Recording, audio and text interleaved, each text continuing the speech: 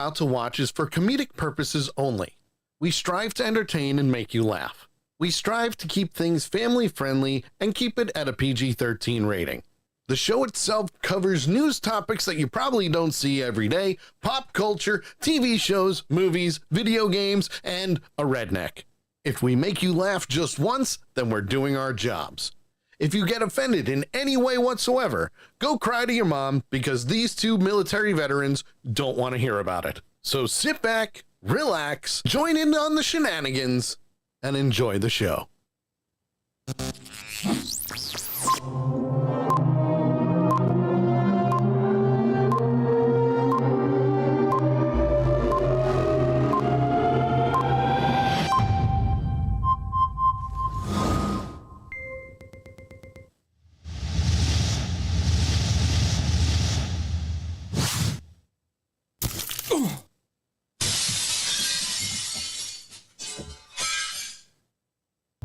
Broadcasting straight to you from the good old interwebs on Accidental Punch TV, it's The Sully Show.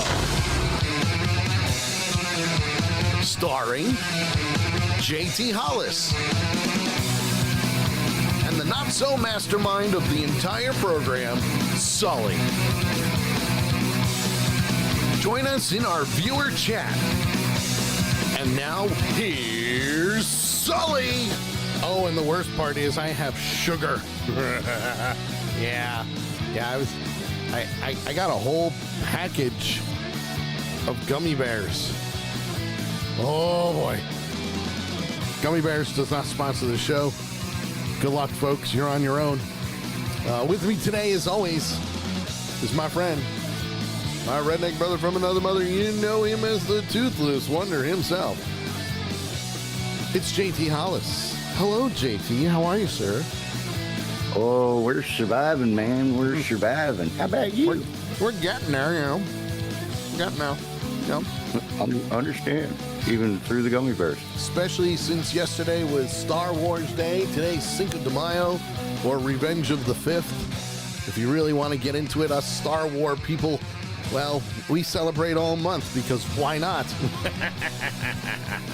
Star Wars originally came out in May of 1977, so it's only fitting that it is what it is. So it's kind of like a birthday kind of thing. Yeah, kind of, only it lasts a month. Yeah, well, my birthdays always last a month too. So, well, that's true. Well, they used to when I could actually go out and party and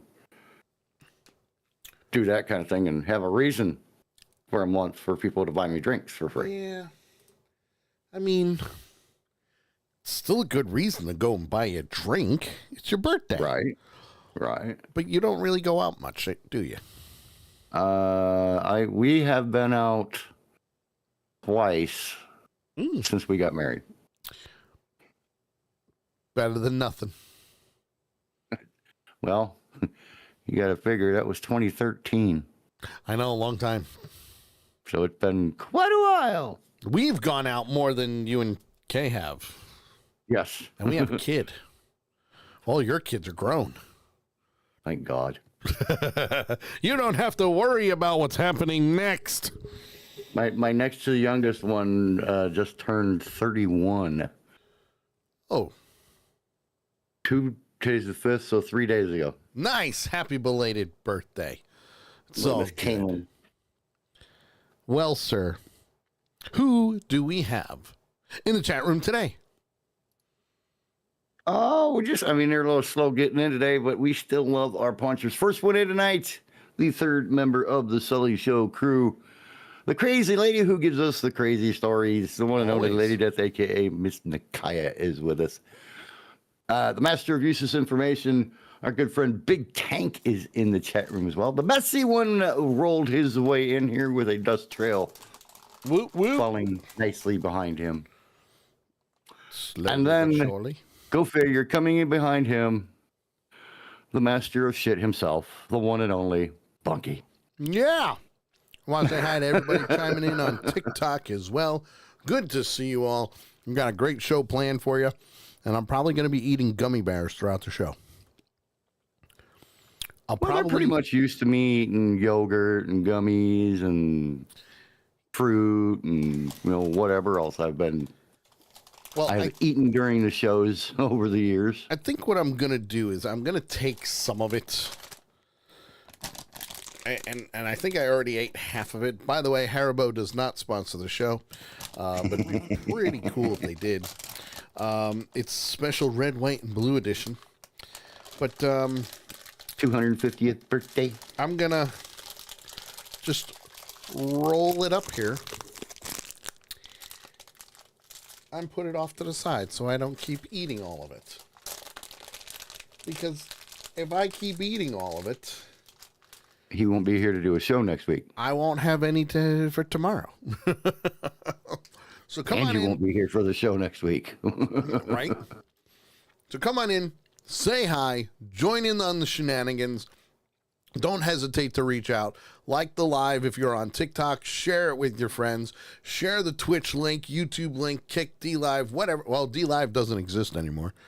So that's kind of mute.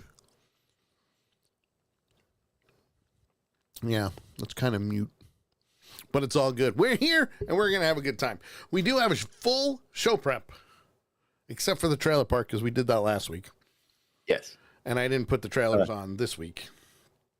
Big Tank just said, I used to put a bag of gummies into a 1 liter bottle of orange soda and eat them after 3 or 4 hours into work. Oh my gosh. Holy crap. You want to talk about a sugar rush? That's like, wow. yeah, I don't know.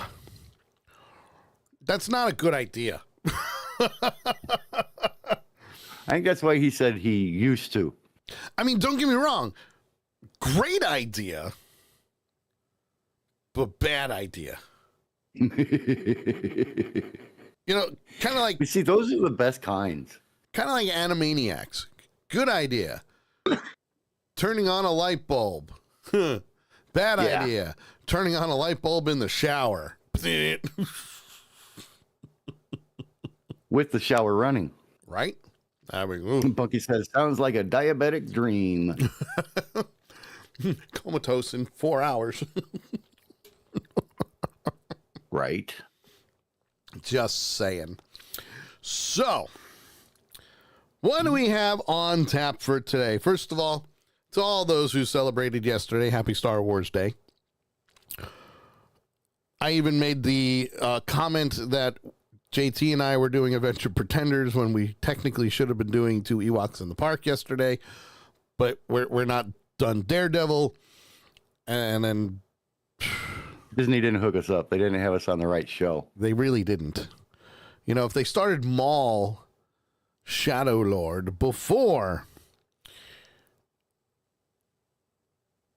Daredevil, then everything would have been fine. However,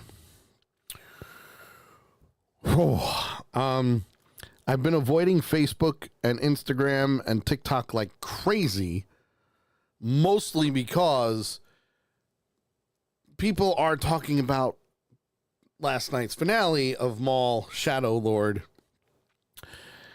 and I can't talk about it yet because I haven't watched it. So after the show is over tonight, I'm going to watch it. Because I need to see what happens. Because right. I've seen inklings, and I'm like, nope, I don't want to look. I don't want to read it. I don't want to see it. Nope, not happening. It doesn't exist. No. And then all hell breaks loose. So, I'm avoiding it. Now, in theory, I could have watched it last night, but throughout the day yesterday, I had Star Wars playing left and right, and I was in the middle of one of the movies, and I needed to finish it because there was only an hour left. So I had to finish. Was Revenge of the Sith correct? Yes, I was watching Revenge of the Sith. Yes. Want to say hi to our good friend Chris, who Hi, just Chris. joined us in the chat room. Great to have you with us, Chris. Good to see you. But at the same time, the season finale of Daredevil is tonight during our show. We'll be talking about that on Monday. And then we'll be talking about it. We'll be talking about it. And then next week, holy crap, Punisher comes out. And then we'll be able to talk about Maul Shadow Lord. Want to say hi to Shirley and Brenda, who chimed in via TikTok. Hello, good to see you. Have some fun with us. It's going to be good. So yeah, that's like the structure of what the hell is going on here. However, with all that being said, I love this month. It's May. I get to watch Star Wars whenever I want. I mean, I get to watch it whenever I want anyway, but I celebrate it all year round because it's good like that. But apparently, Big Tank wants to piss me off. Oh, jeez. Now, don't get me wrong. Tank and I have been friends for well over 20 years. I believe we're actually probably a little more than 30, maybe more. It's been that long. And he is a certified asshole. And he'll tell you that as well. He says, good job, Tank. He also says, what the F do I do now? You know what you did. You know what you did. However, apparently he doesn't, or he wouldn't have asked. However, I'm going to turn it over to JT because of what he did. I'm going along with it. Told me to go along with it. I'm going along with it. Well, yeah, and, you know, I'm a little bit mad at Tank as well because, you know, he sent this to you as well. But I know it still pisses you off. It does, a little bit, yeah. You know, I titled it on the prep sheet as another piss-off Sully story. Yeah. Because we know how much I love to talk about auction items and how much it just makes him kind of lose his freaking mind a little bit. A little bit. And if you remember the last story that Big Tank's like, oh, yeah. Now I remember. But if you recall, the last auction item that we talked about was a pair of Hulk Hogan boots from one of the WrestleManias. I don't remember which one. Yes.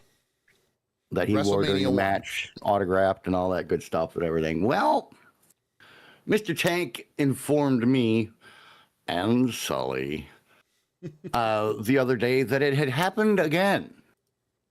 Well, with a different pair of Hulk Hogan boots. We will read the story verbatim as it has in the article here. Oh, boy. Hulk Hogan memorabilia continues to dominate the collectibles market, but now there's another major sale adding to that legacy as another pair of iconic boots was sold for a ton of money. So they could have said for an Andre of money. Yeah, Andre. That would have gone over good. After the record-breaking WrestleMania 1 boots crossed the $1 million mark earlier this year. So it was WrestleMania 1. Another pair tied to Hulk Hogan has now hit a massive number at auction. Darren Rovell took to Twitter and revealed that Hogan's boots matched to the 1989 Survivor Series and the 1990 Royal Rumble sold for, this is sad. This is sad. With, you know, WrestleMania 1 going over $1 million. Well, that was, these sold for $146,803. Say it again. $146,803. That's crazy. Still a lot.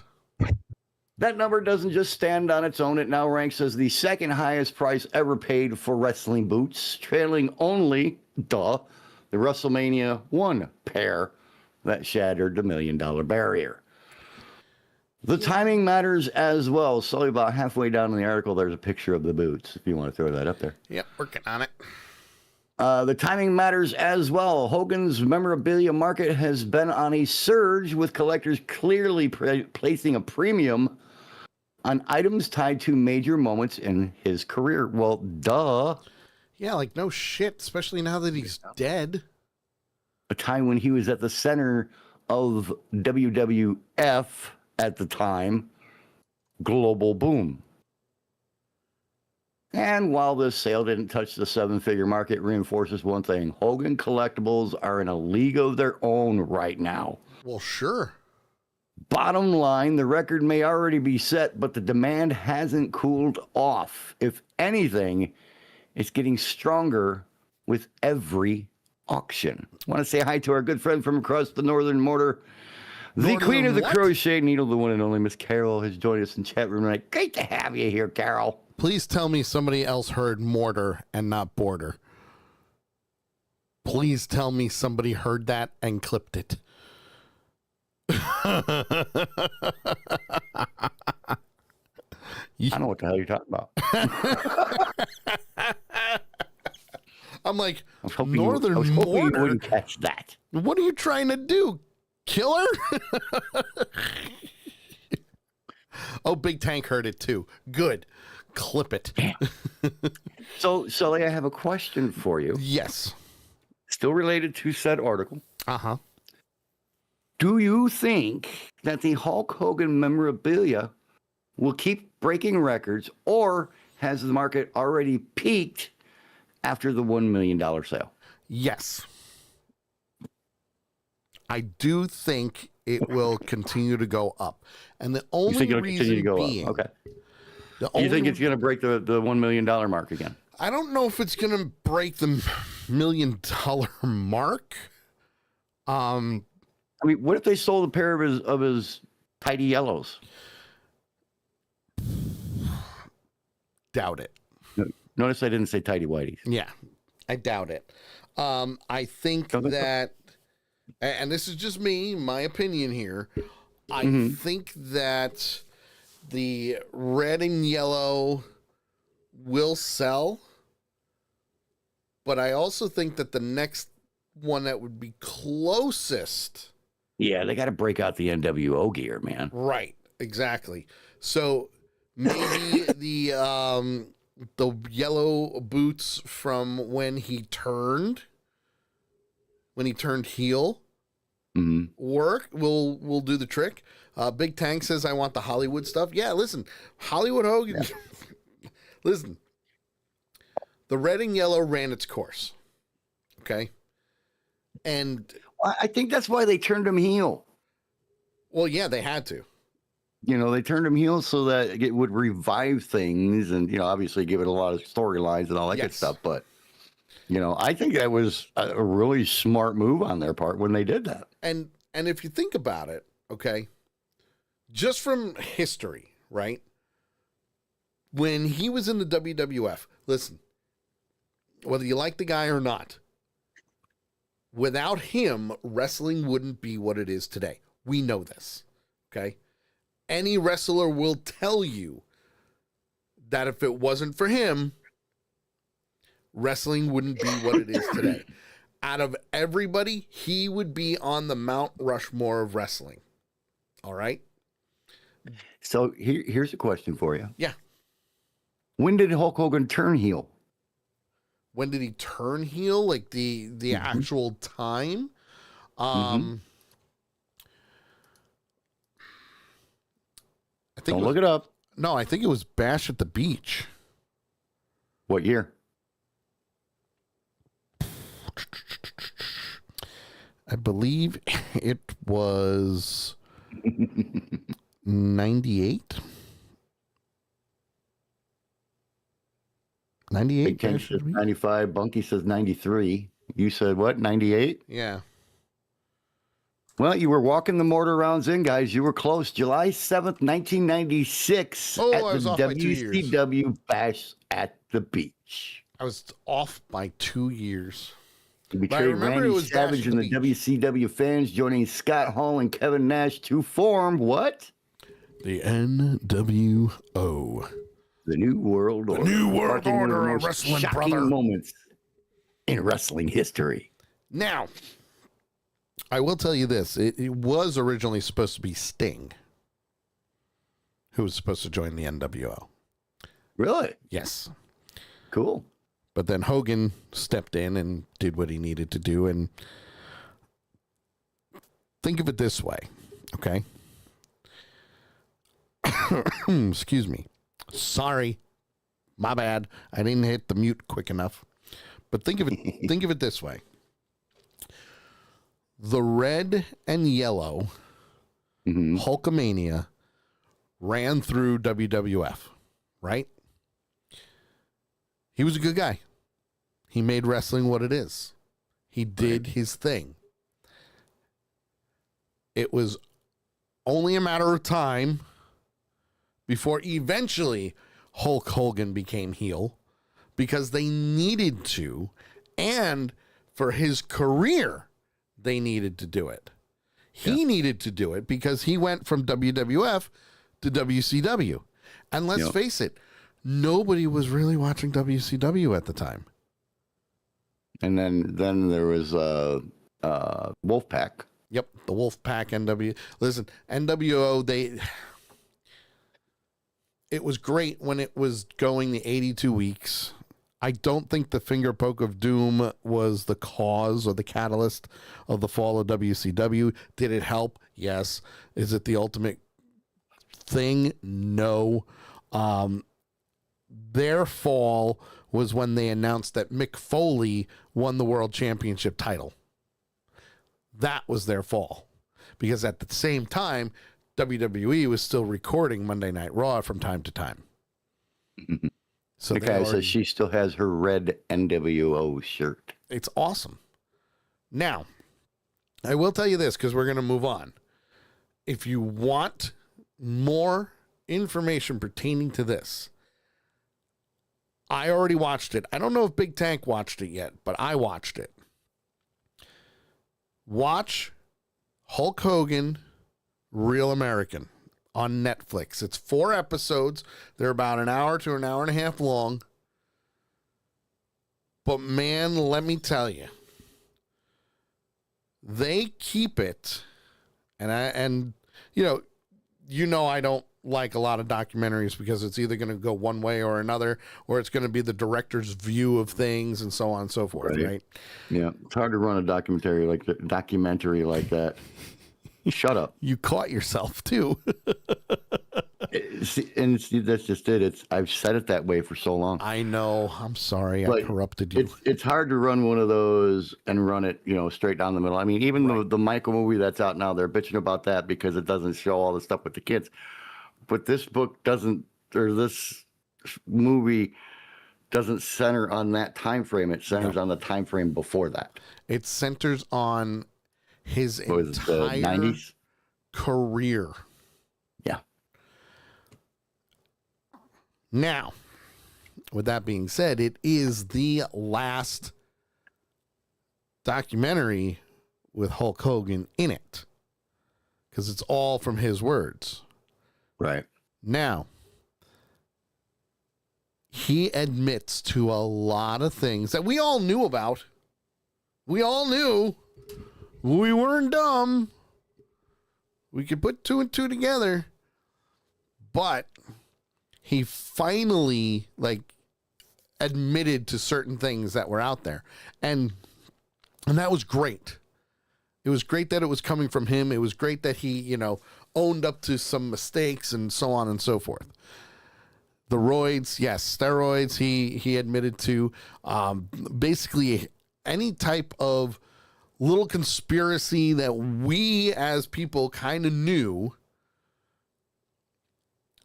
was there. And it was out on the table, and he admitted to it, which was great. Right. They didn't paint him as the almighty savior of wrestling. Did they show exactly what we wanted to see? Yes. People had their opinions on him, and they were honest. They didn't cut it out. It wasn't sugar-coated, especially with how we know Bret Hart felt about Hulk Hogan. Even Triple H was very honest with how he felt about Hulk Hogan and Terry Bollea. Two different people, one person, all in the same. So, things happened. Highly, highly recommend watching it. It was good. Netflix and WWE do not sponsor this show, but it'd be pretty cool if they did. Right. I mean, I got no problem being a promo whore for Netflix. You've been doing it for a while now. Nakia did say that she has a picture of her standing between Scott Hall and Kevin Nash. That's awesome. Where's that picture? And amazingly enough, believe it or not, Scott Hall kept staring at her boobies. I mean, what guy wouldn't? Great. They're boobs. Great. Boobs. Everybody loves boobs. Boobs are good. Not only do they provide sustenance when needed, they provide a lot of fun afterwards. And comfort. They're squishy. And something to go.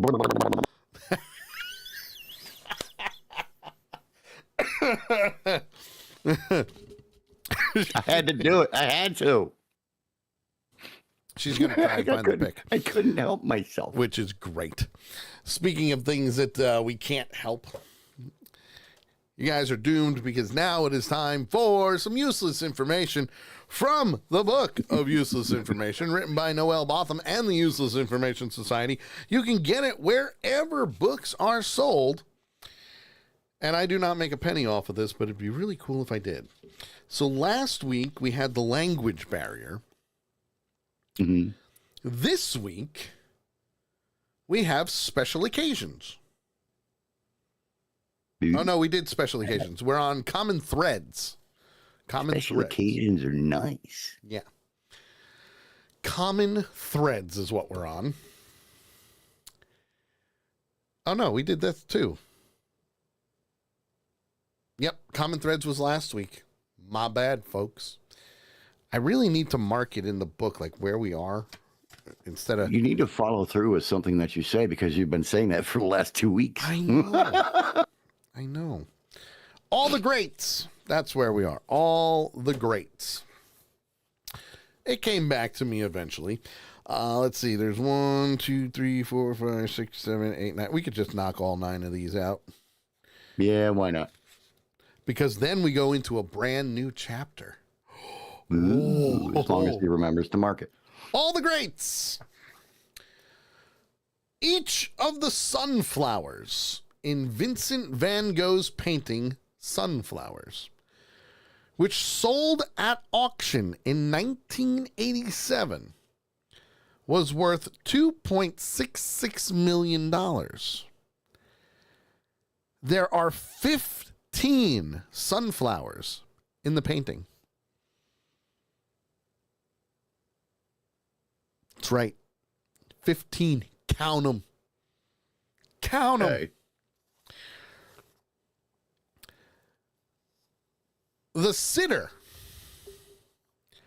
in Leonardo da Vinci's Mona Lisa has no eyebrows. Yep. I actually knew that. I knew that from art class. Yep. In elementary school. When asked to name his favorite among all his paintings, Pablo Picasso replied, "The next one." See, now that's a smart ass answer. I like that. I like that. Now, this I did know. Mark Twain failed to graduate from elementary school. Mm-hmm. Oh, yeah. Yep. He did. And by the way, if you want to visit the Mark Twain house, it's up here in Connecticut in Hartford. They do tours. It's expensive, but they do tours. And they also do like, like some of the old places throughout the country where you go to like those older villages and stuff like that, where you have people dressed up as the role of like the farmers and everything. And they talk to you like as if it was back then. they do the same thing. It's actually really cool. Only two of the Sherlock Holmes stories are written with him as the narrator. They are The Blanched Soldier and The Lion's Mane. So it's the only two that Sherlock Holmes is the narrator. That's cool. All right. Here's a pop So who quiz. narrated the other ones then? I think that was Watson. Was it Watson? Yeah, Watson was the narrator of those. All right. Pop quiz for everybody. Let's see how well you know it. What is Dr. Frankenstein's first name? No Googling, no checking, no looking it up on your phone, nothing. I want to see. Orville. Orville? Did you just say Orville? What is Dr. Frankenstein's first name? Watson. Watson, Orville? No. Big Tank says Victor. Yep. Let's see who else can chime in before we do anything. Man, the guy shit. I used to know this. And then I slept. Oh, that's funny. That's funny. Carol says William. Nope, it's not William. I will give 2 more seconds though. 1001, 1002. And this is delayed, so I know it's delayed and I know it's gonna happen. But Big Tank is correct. It is Victor. Victor Carol. Frankenstein. Fred.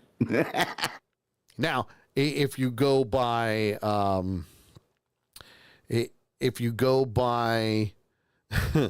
Mel Brooks, it's Frankenstein. Right. Robin We're Hood's not going to Mel friend. Brooks. Robin Hood's friend, Little John, was really named John Little. I did know that. Mm-hmm. I remembered it when you said it. And like most Robin Hoods, I can speak with an English accent. In the Batman stories, the Riddler's real name is Edward Nygma, or Enigma. As a comic book geek, yep, we knew that. Want to say hi to Alexa, who just joined in on TikTok. Hello. You're getting some useless knowledge right now, in case you're ever on a quiz show. Right. And the last but not least, half of the world's population, half, has seen at least one James Bond film. Say that again? At least half the world's population, so half the world's population has seen at least one James Bond film. I could see that. I could see that. That, my friends, is this week's useless information from the Book of Useless Information, written by Noel Botham and the Useless Information Society. You can get it wherever books are sold. I do not make a penny off of it, but it'd be really cool if I did. I'm just saying. And next week, we start a brand new chapter called On the Menu. On the Menu. That's the chapter. And Very cool. Very cool. It starts with Waterworld, so that should be interesting. Well, actually, what the menu starts with is the 183rd edition of the World Record Story here on the Sully Show. So the 183rd live show in a row with at least one world record story in it. You like how I did it? Yes, I did. And this one's a pretty neat one. This was actually set in 2019, just to give people a time frame. It is the longest passenger train in scheduled service. Oh. longest passenger train in scheduled service. All right. It is the GHAN, Ghan, or Han, depending on where you're from. It is a weekly sleeper service that runs between Adelaide and Darwin in Australia. Oh. The length of the trains vary according to passenger numbers, but a typical service compromises 2 locomotives and 30 carriages, giving a total length of 2,359 feet. That's long. During periods of high demand, the trains are sometimes extended to up to 44 carriages. Holy crap. Making a total length of 3,595 feet. The service's name is an abbreviated version of its old nickname, the Afghan Express. Kind of like the Pineapple Express. And the Polar Express. And the Polar Express. But this one's the Afghan Express. Thought to have been bestowed on it either as a reference to the Afghan camel drivers who used to fly the same route, or as a joke about the famous unreliability of the service during the age of steam. Uh-huh. Now, there have been longer passenger trains assembled for one-off events or special charters, but the Han, I like Han better, is the longest train that operates a regular service. Take a wild guess at how long a trip takes on the Han. How Sully. long? Right? That's what you want? How long? I wanted you to guess. Well, that's what I'm. How long? Right? Mm-hmm. Okay. One trip on that steam engine, right? It was a steam engine. Yep. Do we like? Is there a destination? What? It runs between Adelaide and Darwin.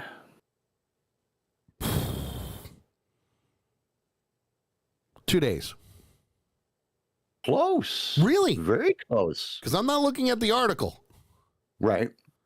Journeys on the Han take 3 days and pass through the heart of the Australian outback. Now, the Han's route has been revised and re-engineered several times over the course of its 90-year history. The earliest incarnations of the service involved a mixture of narrow gauge, broad gauge, and standard gauge trains, as well as occasional camel trains and buses running between Adelaide and Alice Springs. The route was modernized from 1979 onwards, with the narrow gauge and broad gauge sections being replaced with standard gauge track by 1982. And the line extended all the way to Darwin in 2004. That's crazy. Now, that's a neat little history lesson right there, don't you think? I learned something today. Yeah. I didn't won't last very long, but you learned something today. I did. It's wonderful, actually.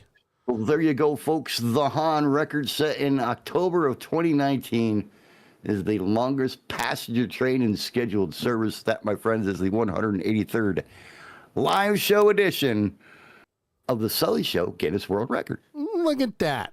And we're still trucking along. Big Tank says, by the way, a few friends of mine are not allowed to bring me to any trivia nights at local bars. Is it because they don't want to bring you? Because you're full No, because they're not allowed to. Or because were you he kicked is the out? master of useless information. But that is technically illegal to do. Unless, of course, the bar and restaurant banned you for life. So, yeah.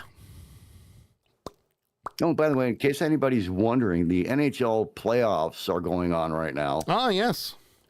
And right now, with 5 minutes left in the first period, Colorado is leading the Minnesota Wild 2-1 after sweeping the Kings in 4 games. That's not too bad. I think they're going to take it all this year. They're dangerous. They got 5 lines that'll kick your butt from sun up to sundown.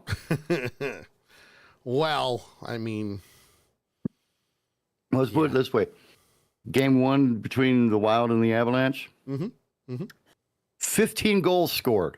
Oh. Final score was 9-6. That's a lot of...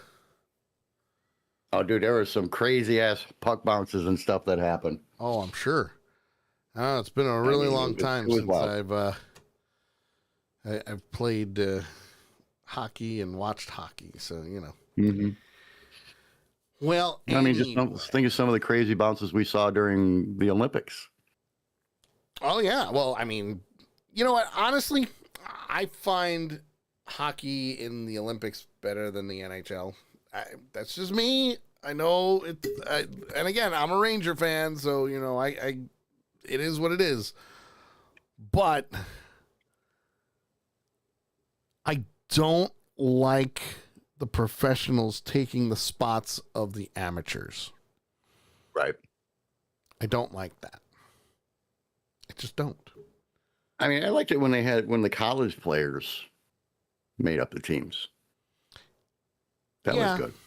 Yeah. I mean, but we haven't seen that since the 80s. Yeah. It's been, they need to get it back to that. Agreed. Well, let's see. You know, we got some time to kill before we get into the second hour. What do you say we talk about some of the other things that happens with world records? Okay. Including, but not limited to, Lego. Now, for those questioning, what I mean by this is not just like a world record type of thing. No. I'm talking about things that people have built with Lego. And I feel if we start at the bottom and work our way up, we can get a couple of them in. And then we can do more next week. Where this is 45 of the world's largest structures made from Lego. Some have pictures, some don't. Right. I didn't make it. It just is what it is. Okay? However, some of this stuff is this first amazing. one at number 45 is pretty freaking cool. It really is. It's amazing with what some of the stuff that they've done, you know? And this first one, and I'm bringing up the picture because I want to show everybody, is absolutely amazing with the way they replicated what you're about to see. You can actually tell what it's supposed to be. Oh, yeah, absolutely. You know, it's amazing. This is a portrait, a couple's portrait, an engagement portrait. And you can tell, obviously, the left is the original portrait and the right is made of Lego. But I love how they did this. I mean, you can even see the leaves from the picture as a different color. Yep. Reflections. Yeah. Absolutely amazing. That is really cool. Now, my biggest thing was I've always wondered how they do stuff like this. You know, do they take the picture through the scanner and a computer does, okay, you need this, and this in order to do it properly? Like, do they do something It'd be like the easiest way to do it. Probably, yeah. And then you just, position it and you do what you need to do. But that is phenomenal. Absolutely phenomenal. You know? What's the next one? This one is pretty cool as well. It's a depiction of a Nintendo DSi which was displayed at the Nintendo World Store in Rockefeller Center. How did I miss this? And it says if you're in New York City, you can see it there. How have I missed this? I've been to that store so many times. Even has the pen to go along with it. Yeah, it's got the stylus. Mm-hmm. It's got the stands. And you almost can't tell until you look at the corners. Yeah, well, the corners and the camera. The corners and the camera on it. The rounded edges, you know. I mean, otherwise you could look at that and go, "Hey, that's not Lego." No, that's yes, it is. But I like that they got the logo in there. They got all the other, all the words in there. That's impressive. That is really impressive. We got the slide, the hole for the stylus. Yep. Now, what I also find impressive, and this is usually when it comes down to, what's the word I'm looking for? The structure itself. This is usually something as big as this next one. Usually has multiple designers involved in it. There we go. Here is the Queen Mary 2. The Queen Mary 2. That's insane. Just out of curiosity, JT, can you look up how many Lego pieces it took to make the Queen Mary 2? Yes, I can, but I need to finish doing what I'm doing here first. Oh, well, that doesn't help me at all. We're going to need this for the next picture. Or for the next one in line. It's done. Oh, I hope I didn't mess anything up on it. Oh, the Disney Springs. All yes. Right. Huh? Disney Springs. Yes, but they don't have a picture in the article. No, they don't. I have pictures. So I've been there. I went and looked one up. I have pictures of all the stuff at Disney Springs because we were just there. But I also have it from our honeymoon when we went down there. But the Queen Mary, I think that's more Legos than the Titanic build that they have. And that is a big build. I would have a ball with the Titanic. The Titanic, from my understanding, is 3 boxes. Okay, is this the one located in Long Beach, California, or in Hamburg, Germany? It doesn't say. It doesn't say. Well, there's 2 versions of it. There's the RMS Queen Mary, and there's the RMS Queen Mary 2. The Queen Mary 2. The Queen Mary 2, that's the one in Hamburg, Germany. Okay. 23-foot diorama on display at the International Maritime Museum in Hamburg is made of 780,000 damn Lego bricks.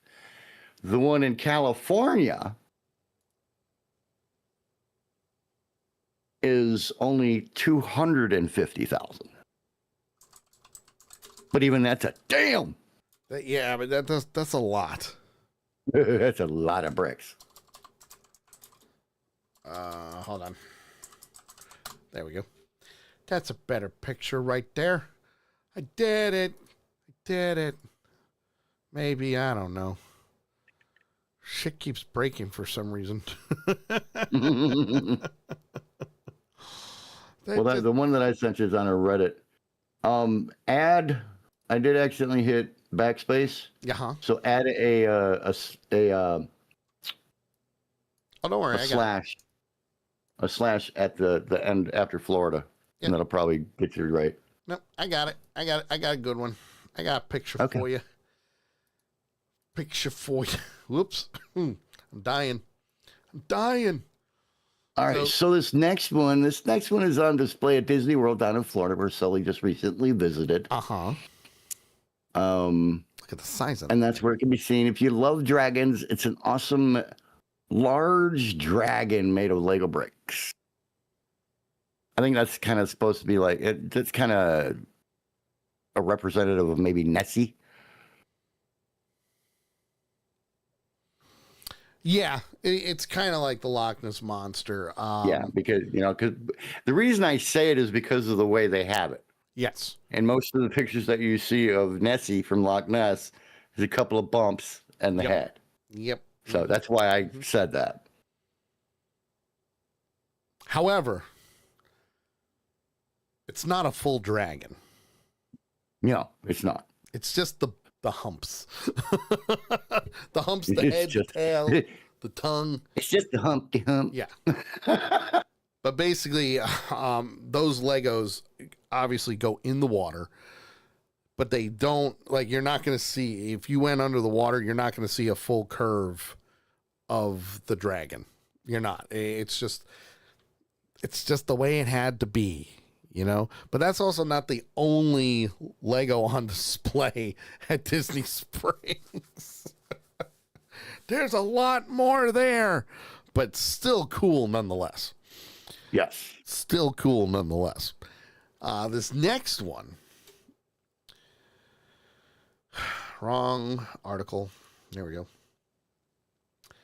This next one is an Airbus, a Lego Airbus A380. That's a big plane in and of itself. Okay. 75,000 bricks. That's a lot. That is insane amount. There's another smaller version that's 40,000 bricks and measures 6 to 7 foot in length. Yeah. And look at this. You can see the detail that they have with the logo, the full-on plane, the wings, you name it. That is massive. And it weighs 220 pounds. Could you imagine? And I've done this. I've put Lego together and I've accidentally dropped them and I had to redo them because I was stupid. Could you imagine building that thing, having multiple people carry it, It break. and someone slips Mm-mm. and it falls I hit a wet spot on the floor. and it shatters?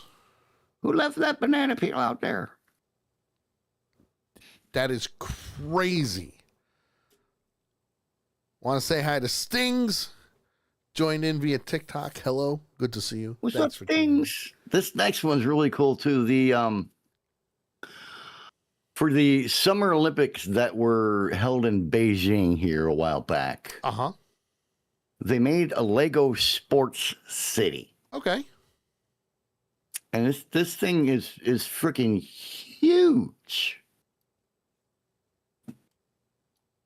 Used 300,000 bricks, Oof. but that's not all. This massive, highly detailed fan-made display also featured 4,500 minifigures That's a lot.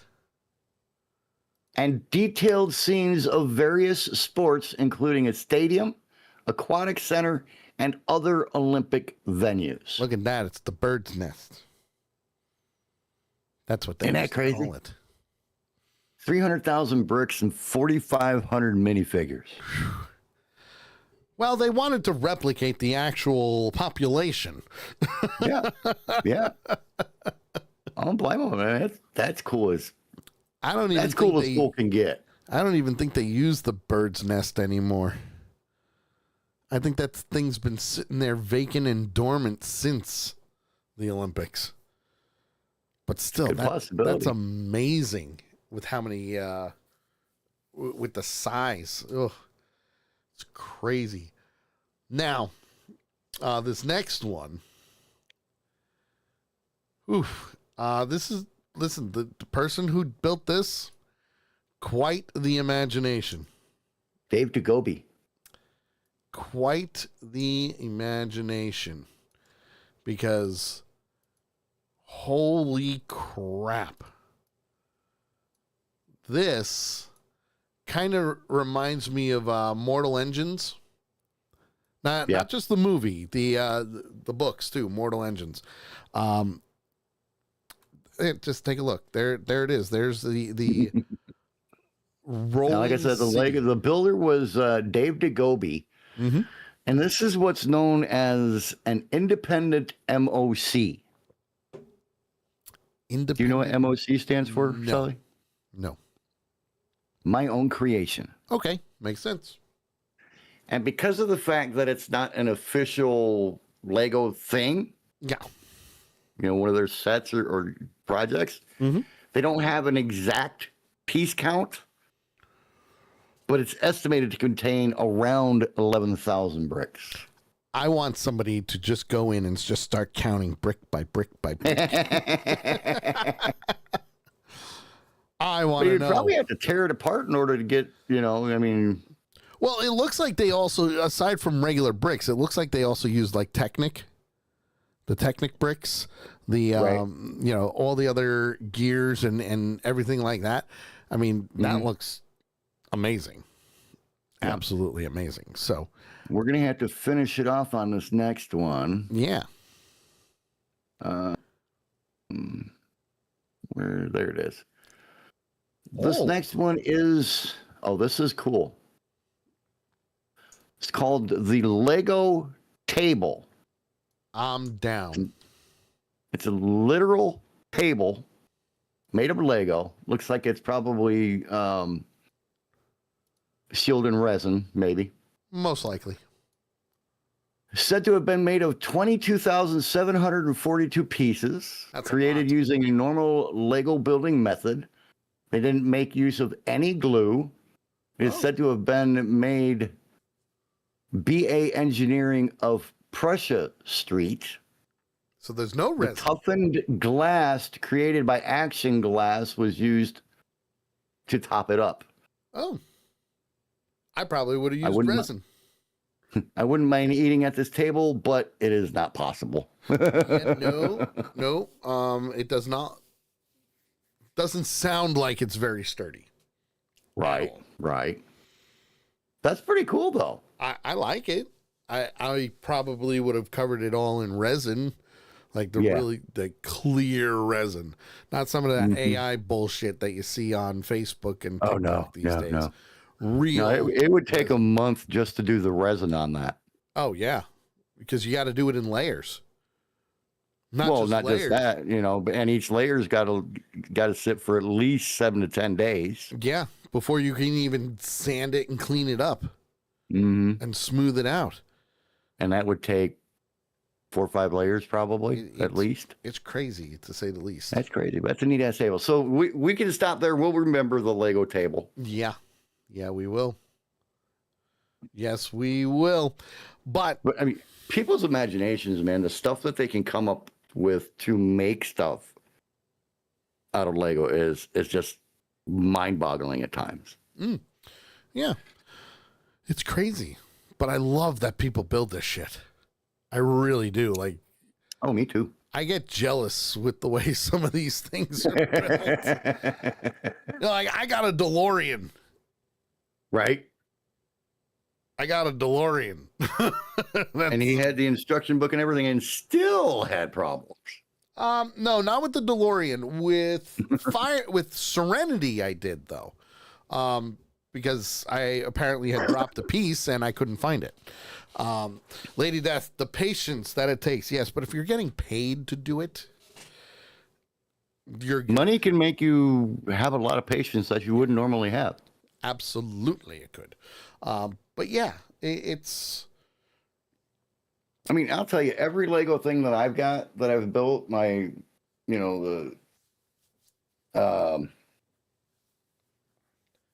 damn, I can't think of it. Mandalorian ship, the Razor.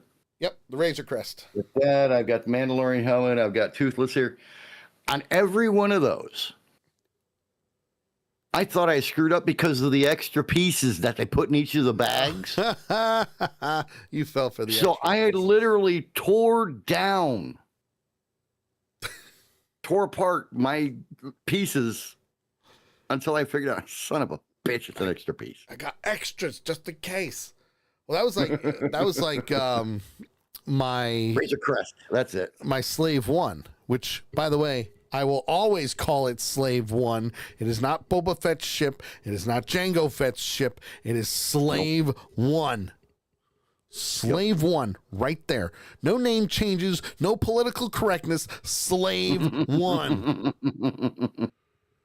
It will always be that way. But remember when Lady Antebellum, now known as Lady A. But remember a couple of years ago, because I've had that on display for a couple of years now.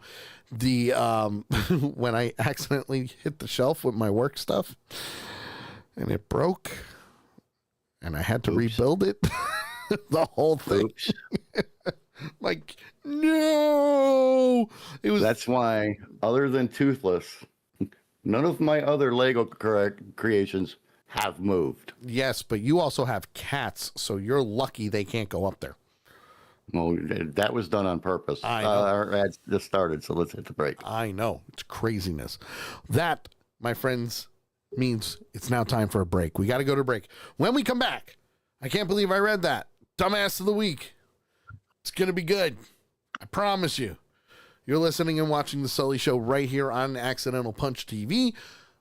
We'll be right back. It's both a threat and a promise. Yeah, that's how I roll.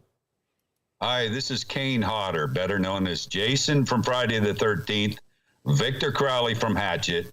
You are watching and listening to The Sully Show. Keep there or I'll kill you. When I served, my work was critical, and I don't feel like that's the case anymore. I lost all of my friends when I got out. Had to start my whole life over. I didn't know what to do each day. Then my marriage hit a real rough patch. It got so bad that I was even thinking about suicide. I called the Veterans Crisis Line. I tell my buddies to call in case they ever need it. When I retired, things slowed way down and lots of bad memories came back.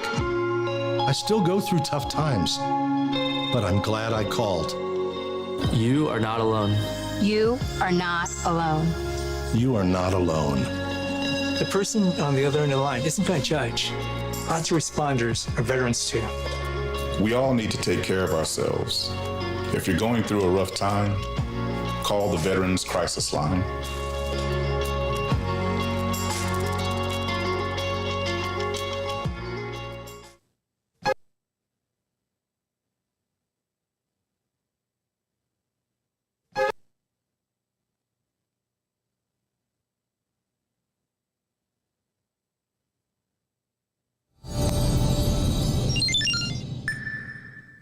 You want 80s?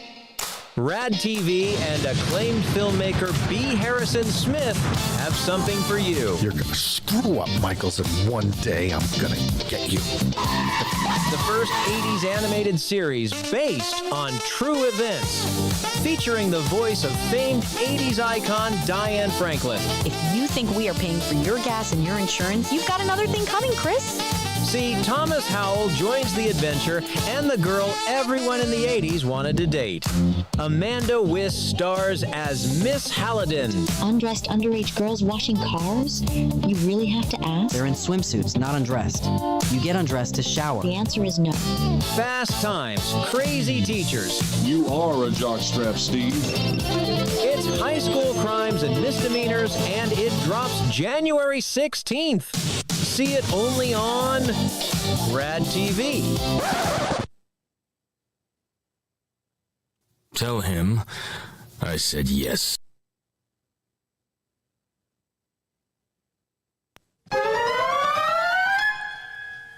Police said they were called for a robbery. Wow, holy crap. You don't have any and problems. That's the thing. That's the... Oh my God, did you guys just see that?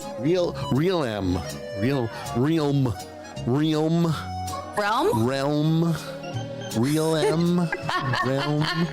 This is what they had to say. Dear McMillian. Yeah. Dear McMillan 2014. He found out I was going to be here, and he was like, F word. No. We're never going to get there. That's not Nice true. catch. Right now, as you said, we do have Western Echo. Wecker? The hell is Wecker? Miners removal from the Edna Mayan. Edna. Wow. Holy shit.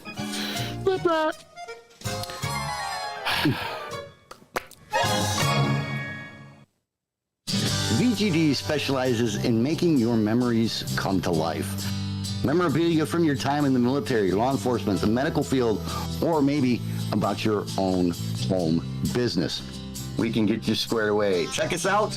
Reach out to us at VGDshop.com or on Facebook at Facebook.com/Veteran Garden Deco and hang some VGD on your wall today.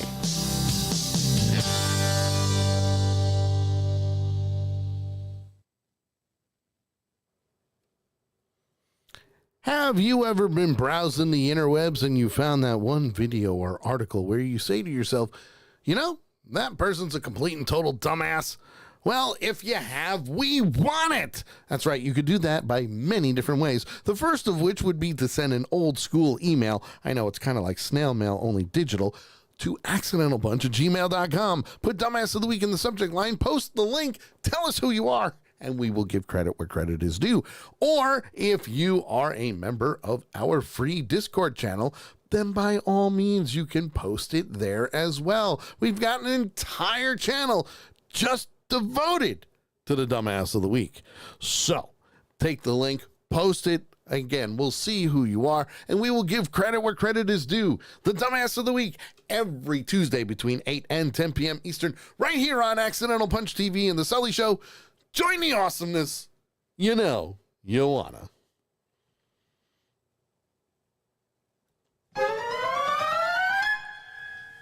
Actually done a couple of VGD projects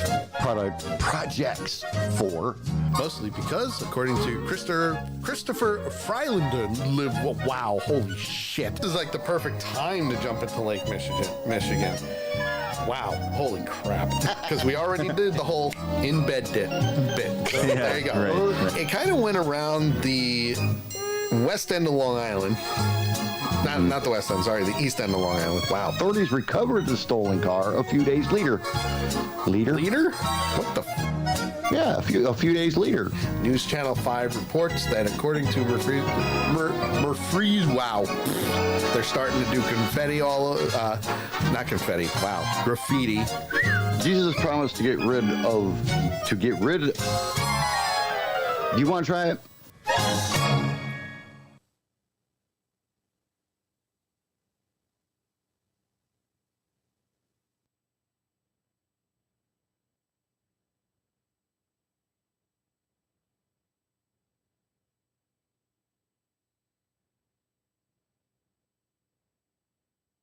Hi, I'm Dee Wallace, and you're watching and listening to The Sully Show.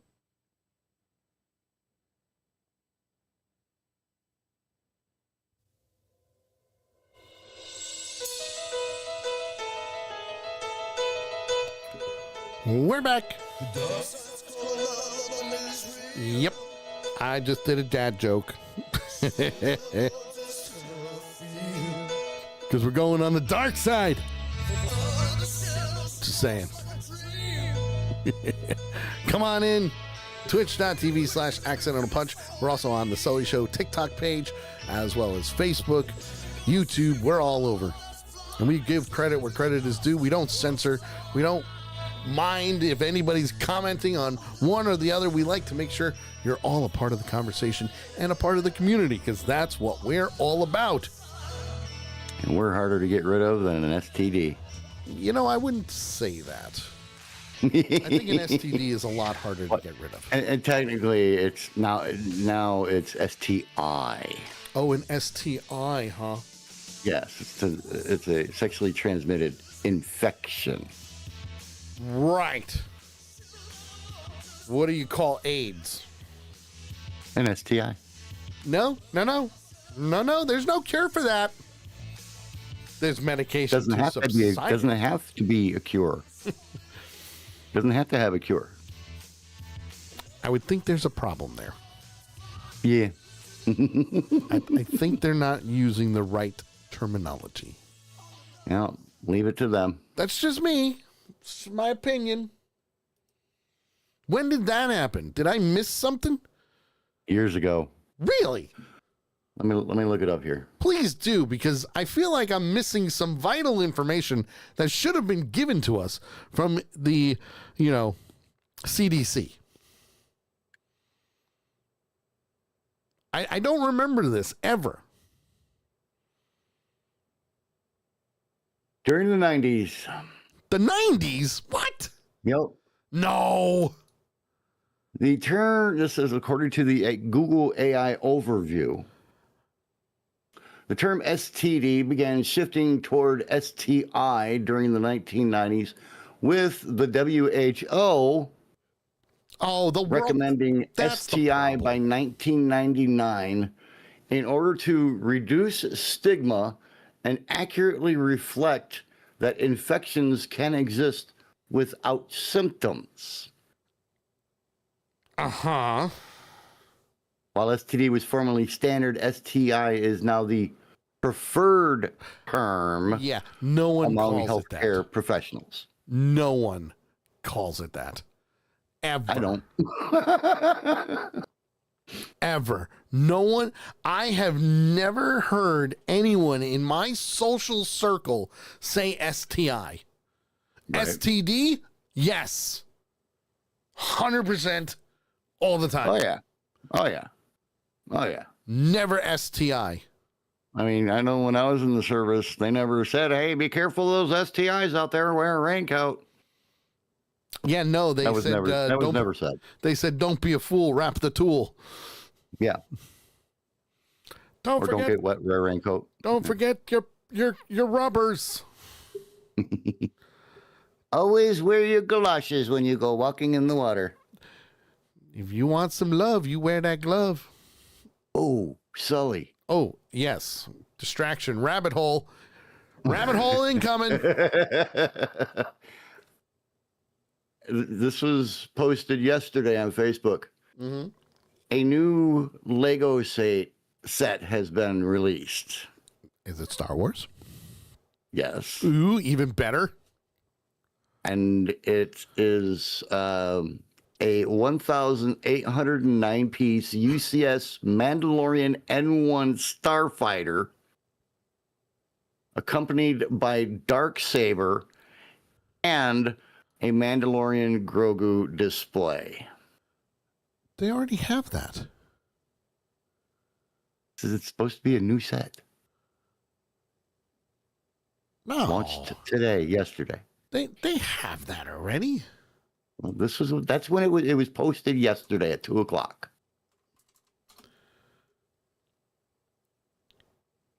Let's see. Want to say hi to Initiator, who just chimed in via Twitch. Hello, hey, sir. We ain't seen Initiator in a while. I know, it's all good. And I want to say hi Secretly, I call him Initiator, but anyway. I also want to say hi to Kristen, who chimed in via TikTok. Hello, good to see you. And Diane as well. This has been out for a while. Well, then why did they just post this yesterday?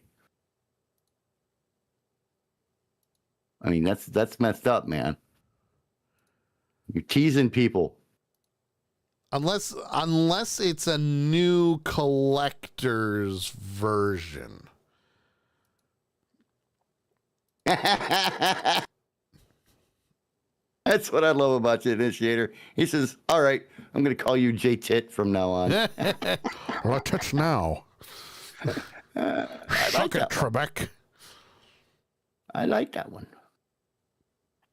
Although, yeah, I got to admit, I'm on Lego's website looking at this, and it says for ages 18 and plus. 18 plus, yeah. Yep. So that's the thing. This has got to be a newer collection then, because like a collector's edition kind of thing. Yeah, because special edition. They already had this out once before. Initiator 18 plus Lego? Yes, for the N1 Starfighter. The N1 Nubian Starfighter from The Mandalorian. I mean, good stuff. Anyway, let's get out of this rabbit hole before we fall too far into it. It's a very big rabbit hole because it makes me also question what happened to that ship in The Mandalorian, because the movie's coming out in 2 weeks and they show a new Razor Crest instead. So I'm curious as to what happened.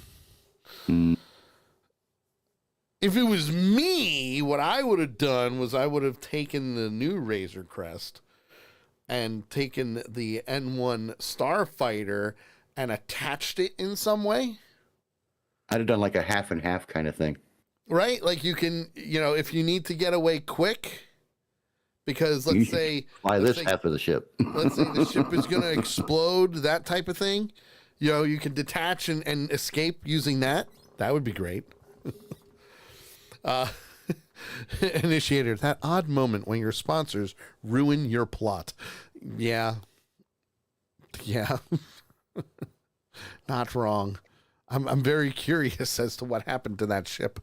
But anyway. See, and that's not ruining the plot. That's making people wonder even more. So it's going to make them want to go see the movie even more. Right. And then buy the new Lego set of the Razor Crest because it's probably bigger. I'm just putting it out there. That's an 1,800 plus piece. I would love to ask Jon Favreau what happened to it. Maybe we'll find out during the movie. I don't know. It's a possibility. There's only one way to know, Sully. Only one way to know. Yeah, I'm going to go see it opening weekend. It's going to be wonderful. Is the new set the yellow one? No. No. No yellow on that one at all. Nope. But we are going to get out of the rabbit hole, and we're going to do this. It's time for I Can't Believe I Read That. That's right. Time for I Can't Believe I Read That, where we take 5 news articles from the good old interwebs and, we bring them to your attention. Because in all honesty, you need to know what is happening out there on page 27 of the newspaper. Yeah, because nobody reads that far in anymore. No. They read the first part of the article, and then it says, see page 75, and you're like, I don't want to go to 75. I want to stay here on the front page. Never happens. Got an article or video where you say to yourself, man, I can't believe I read that, or I can't believe I watched that. Send it to us in our I Can't Believe I Read That Discord channel. Real simple, real easy, free to sign up for. And you can link your Twitch account or others. I'm pretty sure you can do others as well to, be a part of it and have some fun. This first one.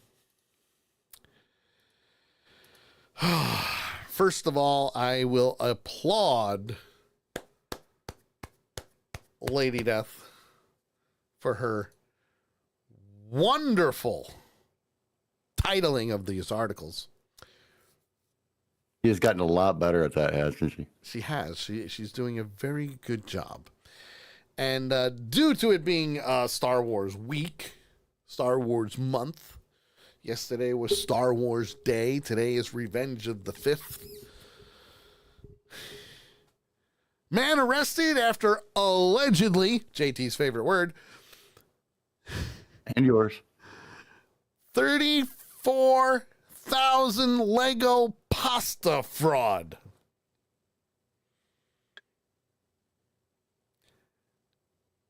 What? You heard me.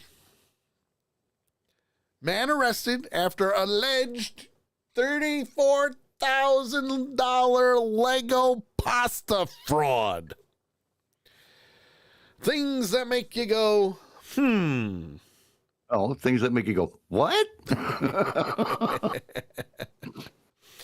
Well, allegedly, Jarrell Augustine, 28, of Paramount, California, was arrested and accused of buying $34,000 in Lego figurines, filling the boxes with pasta, and then returning them for a refund.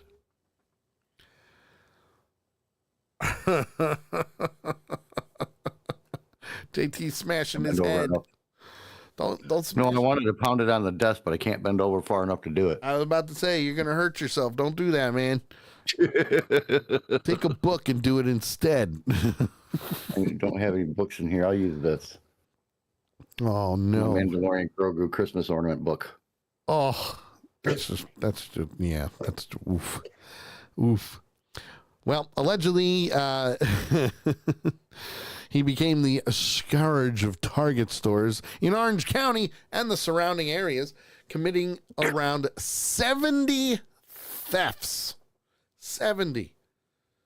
Irvine Police Department said on Thursday that in some cases, Augustine allegedly replaced with them Durham wheat wow.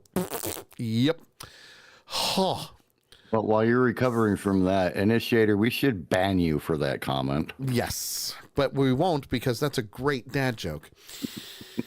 I love this baby. Semolina pasta.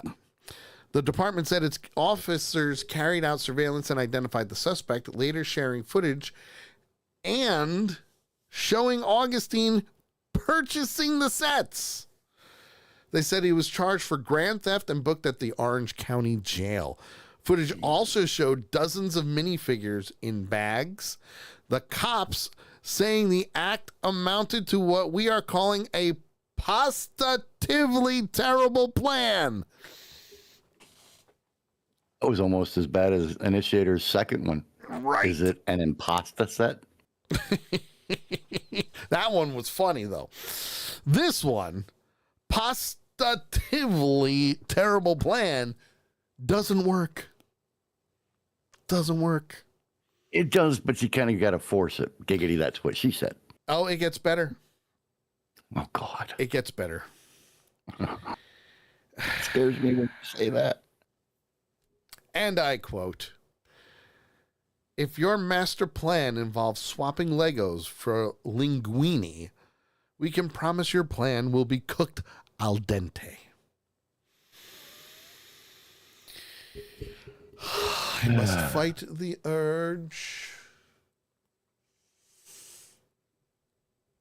Now is a good time to practice Panfar. Goose fraba. Goose fraba. Big tank. So what you in for? Murder? GTA? No. I stole Lego figures and returned the boxes filled with pasta for money back. Oh, you got to read Initiators. Initiator says, J-Tit's judgment of my jokes is preposterous.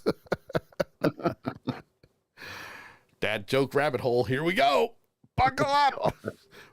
Dad joke pasta rabbit hole. Where's Viking Brewer when we need him? Right. Lazy bastard. Officer Ziggy Azarkon. Ziggy. His name is Ziggy. Kudos to being named after a comic strip. He told CBS News these were definitely sets that were consistent with what he was purchasing and then returning. No shit. These were Star Wars sets and Marvel sets, which have a very high value on the secondary market. Again, no shit. Right. Oh. And we do have to give credit where credit is due, because truthfully, Nakaya started out the pasta rabbit hole. She really did. She kind of pre-dug it for us because she titled the article, "The Pasta is Strong" in this one. Yeah. Yeah. Yeah. Ooh, this one's got a video. Where's this next one? Oh, this next one, we're going to Lincoln, Nebraska. How many times, Sully, have we talked about some frivolous ass lawsuits on this show? Honestly, too many to count. Yes. Well, this is going to definitely qualify as one of the most frivolous. Oh, no. As well as one of the freaking dumbest. Oh, no. Yes. Driver who struck and killed jogger sues victim's estate for PTSD.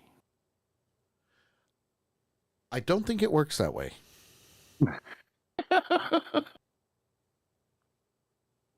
Let's go to the videotape, shall we? Yeah, let's go to the video because I can't read this shit. The man who killed a jogger on a South Lincoln Road in 2025 has filed a lawsuit against the jogger's estate for PTSD-related damages. According to court documents, 25-year-old Gavin Moss sued Anthony Miller's estate for damages related to his PTSD and medical costs.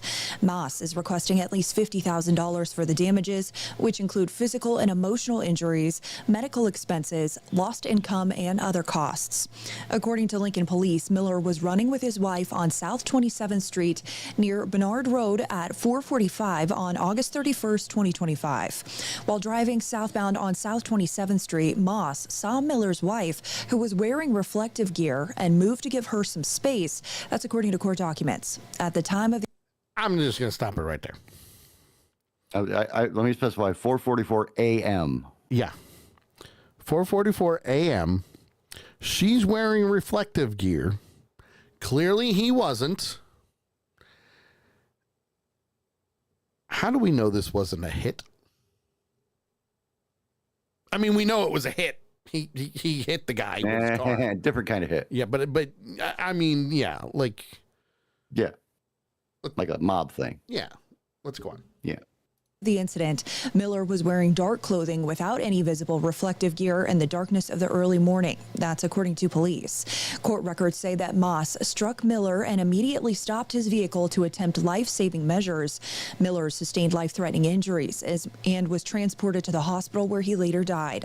According to the lawsuit, since the incident, Moss has been hospitalized multiple times due to PTSD caused by the crash.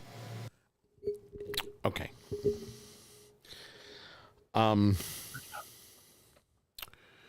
There's an issue here. What would that be? Well, for one, he murdered somebody. Blaming that he couldn't see him when his wife had reflective gear on and was running right next to him. Yeah, I mean, how much room did you give her? You know, usually you give a pretty wide berth. Yeah.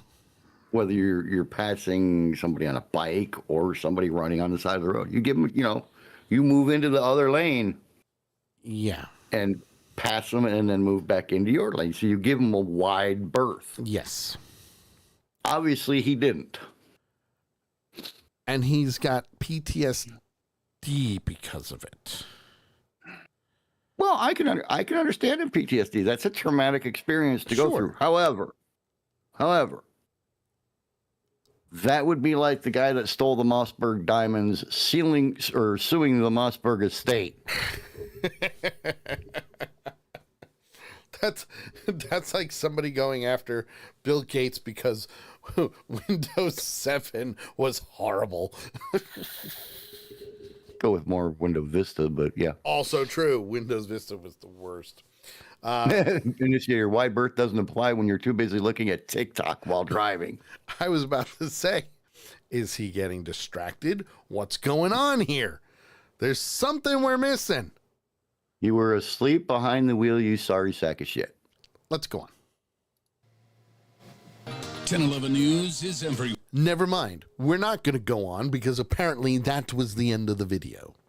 Yeah, and they actually covered everything in the article. Yeah, they did pretty good. In the write-up for it. So, but yeah, I'm sorry, but that is more frivolous than the woman who started the crazy-ass lawsuits when she sued McDonald's. But I have questions.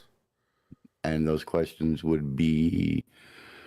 You're showing everything on the screen. So because I'm gearing up for the next video there, but I got questions. Okay. What are your questions? Was alcohol involved? Number one. If it was, they would have said it in the article. Number two,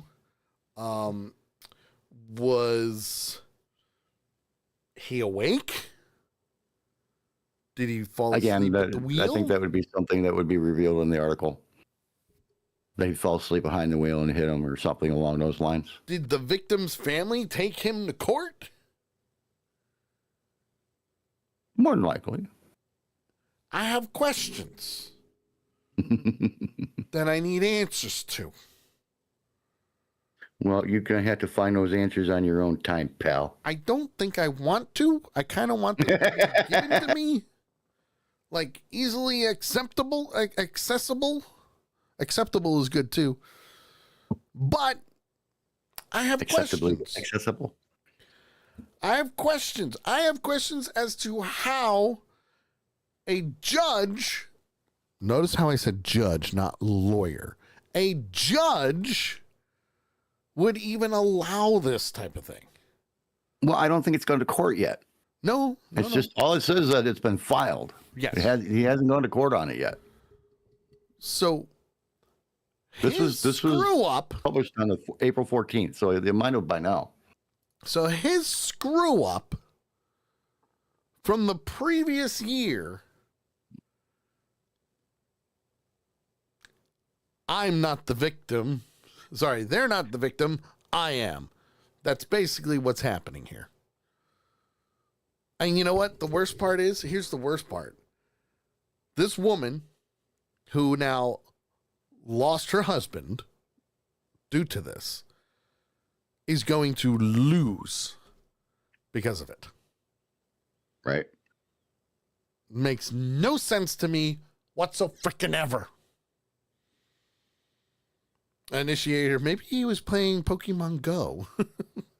Go F himself. Have to add that in there too. That's the downloaded content for Pokemon Go. Well, anyway, I had it up and then I accidentally closed it out because apparently there's not really video to it. It's just a slideshow. But we're going to India. Going to India. It's very rare we go overseas. Yes, it is. It is. But it's fun when we do. It is. One of India's holiest temples. Uh-oh. Makes it mandatory for visitors to drink cow urine. Ooh. Mm-hmm. Now, is that something that they reveal in the brochure before you go on this tour? Well, according to temple management, they say it's a new entry rule that's meant to keep away non-believers. It works. But then again, it's the same area where they were drinking tampon cocktails, too. Initiator, nectar of the gods. I mean, people visiting the holiest Hindu temples in India's Himalayan mountains must consume cow urine as a test of faith before they are allowed inside. New entry rules for the Gangotri Temple in Uttarakhand. I'm sure I'm butchering that. Make it compulsory for every visitor to consume Panchgavya, which is a ritual concoction made from 5 cow-derived products: milk, curd, ghee, honey, and cow urine. Since when is honey made from cow? No, it's part of it. The idea, according to the committee overseeing the shrine, is to keep out non-believers. Okay, I just won't go. Simple as that. Darn, it was something I was really wanting to see, too. I mean, it's possible. But it's basically made to keep people out. The committee's chair, Dharmendra Semwal, told The Independent, referring to Sanatan Dharam, a term used to describe the traditional form of Hindu belief and practice. True believers will have no problem in consuming it, he said. Only those entering in disguise with no faith in the religion will have a problem. They won't be allowed. See, now I find that this is a bit of a challenge.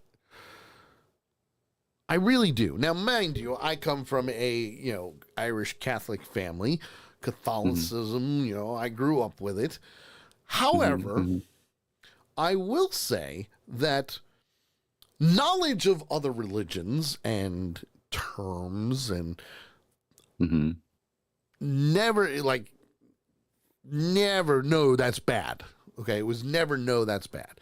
Now, in the Catholic Church, however, basically everything is bad, but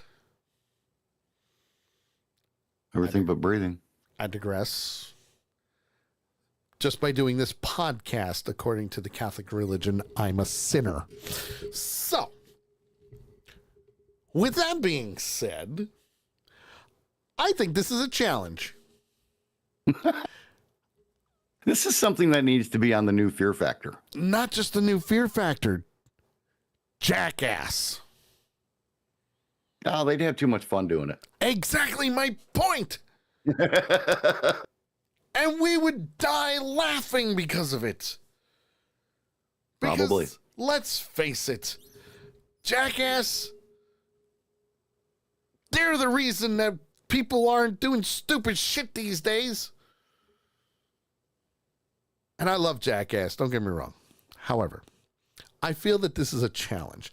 I feel that there are certain people that would absolutely, no ifs, ands, or buts, whether they believed in your faith or not, would do this. Now, would I? Probably not. Could I? Absolutely. Depends on how much they were paying me. Agreed. But and it's got to be in cash, and it's got to be in my hand when I drink it. But I feel that this is a challenge. The first person that I know for a fact that would do this, Johnny Knoxville. Hands down. I was going to say Echo. Western Echo, yeah, he might try it. He would do it. I'll give him that. You know, I'll back him up on that one. Yeah, yeah. Listen, I would do it. If somebody said, go to the Himalayas, which, don't get me wrong, I would love to see. They're beautiful. Oh, yeah. I mean, the trip to the Himalayas itself would be almost worth it. Right. Go to this temple, and I triple dog dare you. Well, you triple dog dared me. I'm not going to say no. It's the rules of war. Next phrase out of my mouth would be, what's in it for me? True, but it's the rules of war when it comes to daring you. Yeah, but there's still going to be something in it for me. You've got, I dare you, I double dog dare you, I triple dog dare you. Once that's 3 strikes. You got to do it. Once the triple dog dare just happens. I think I would probably surrender my man card. You probably would, but that's okay. That's okay. Now, when I was younger, you know, I mean, that's a whole different story. Dude, I could see you and your entire squad doing it. Hands down. Me and the group of guys that I hung out with. Yeah. I could see you guys doing that. Oh, yeah. No questions asked. What's this? Oh, that was good. Give me more. And then you actually, I know the bartender in the bar that was called Logos that we went to. I could see him daring us to do that. Where are we going? He was a cruel German dude, let me tell you. I mean, listen, it's a possibility. So before we go on to our next stop, I have more info.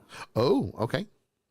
Have more info. Mr. Moss claims that he suffers from severe PTSD from the trauma of the incident, adding that he has been hospitalized multiple times, including a 21-day inpatient stay for the condition. It also reveals that when he realized that he struck someone, he jumped out and attempted to perform life-saving procedures until the paramedics got there. Okay. The complaint states that Moss, quote, suffers from an array of physical and emotional symptoms and is expected to require lifelong treatment, including therapy and medications. The complaint further states that Moss has experienced dissociative episodes, since the accident. He has had suicidal ideations, and he has told hospital staff that he kept seeing Mr. Miller's eyes and hearing Miss Miller's voice during one of his hospital stays. Okay.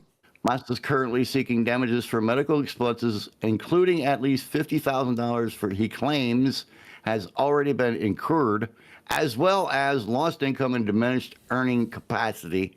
He's also requesting compensation for court costs per the complaint.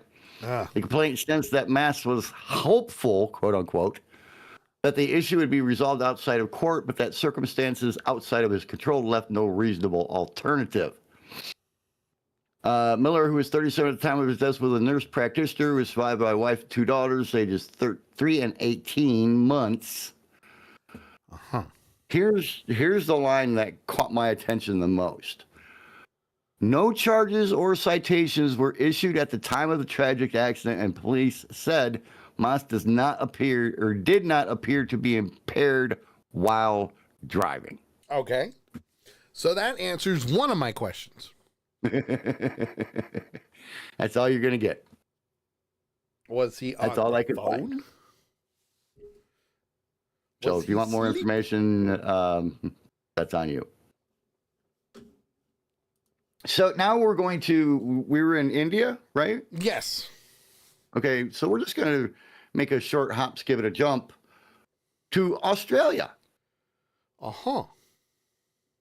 Where during some Australian forest fires, they dropped carrots from helicopters to feed the wallabies. No, it wasn't to try to put the fire out. It was to feed the wallabies. Oh.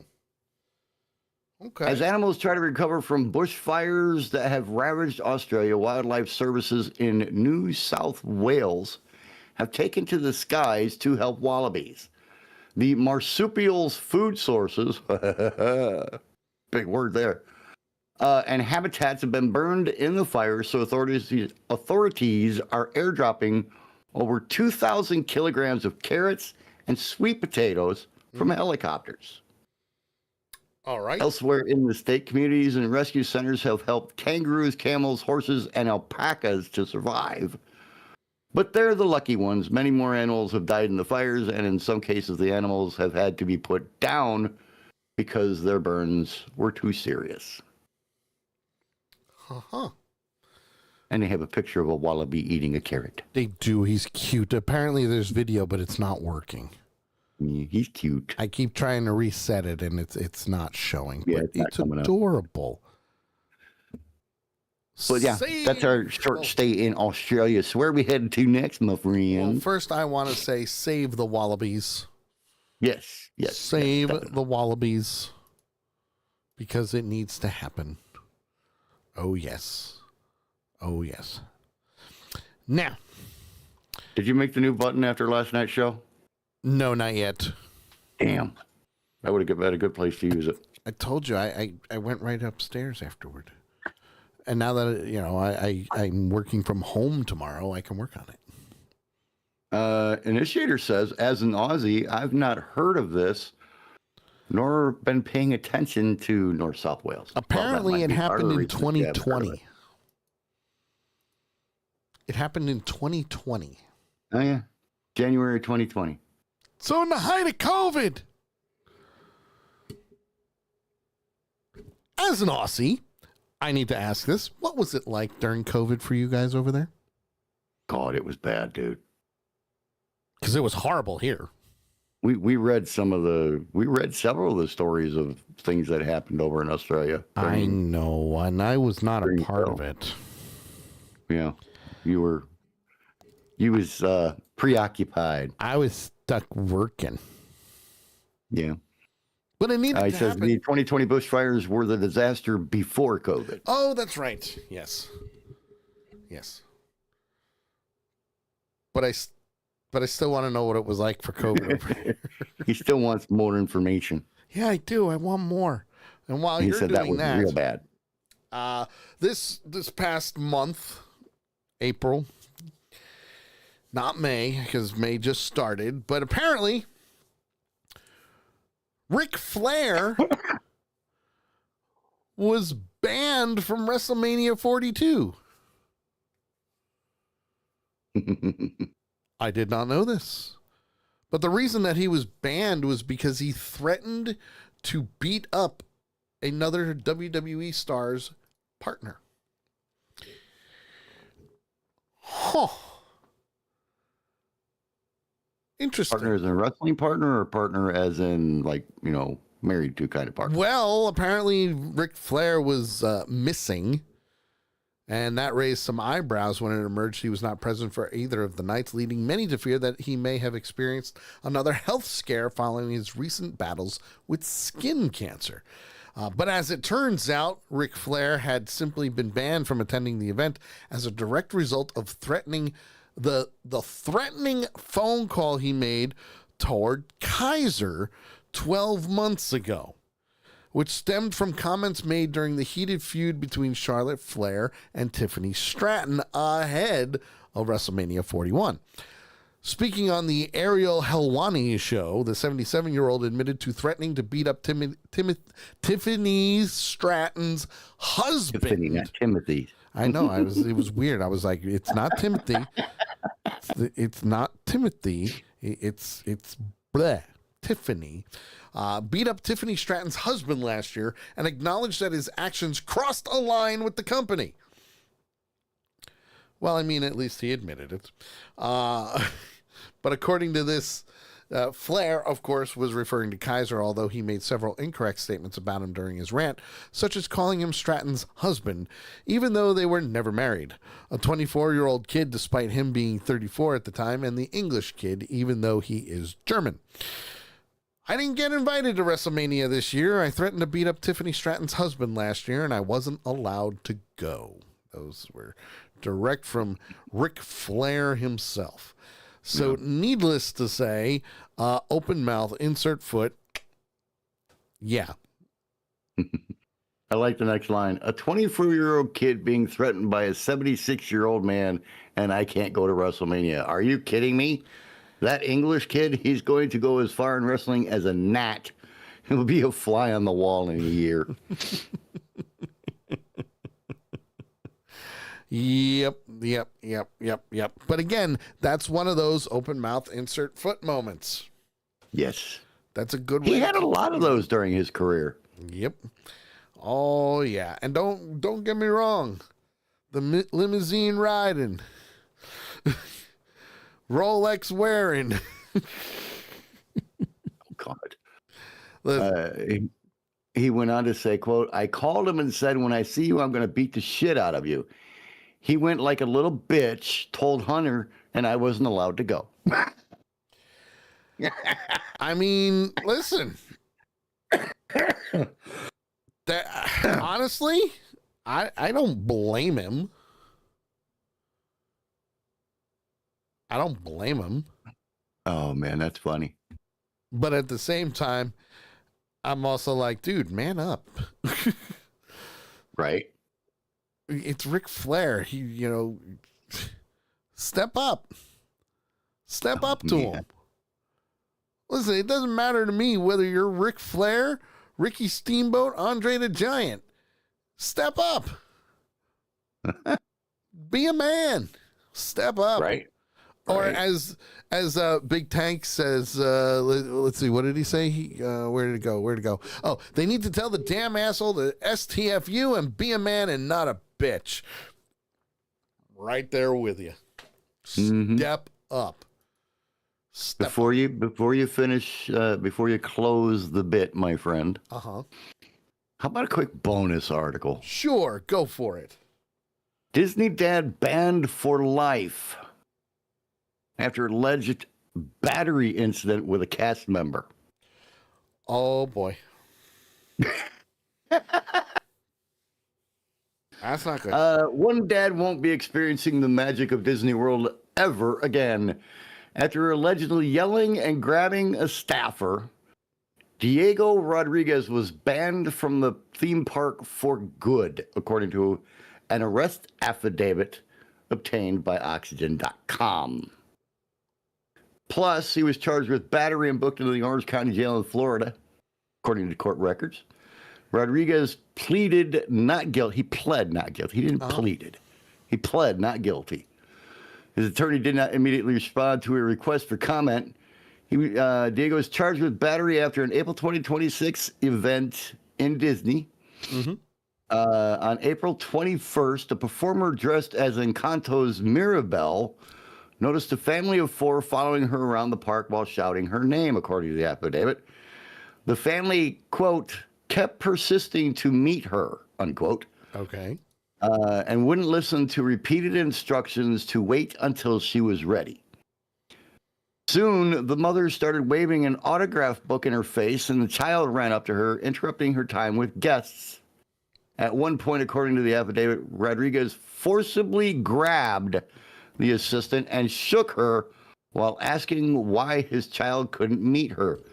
Then, Rodriguez shouted, according to a witness in the documents, why can't everyone have a picture, or why can't everyone take a picture but us?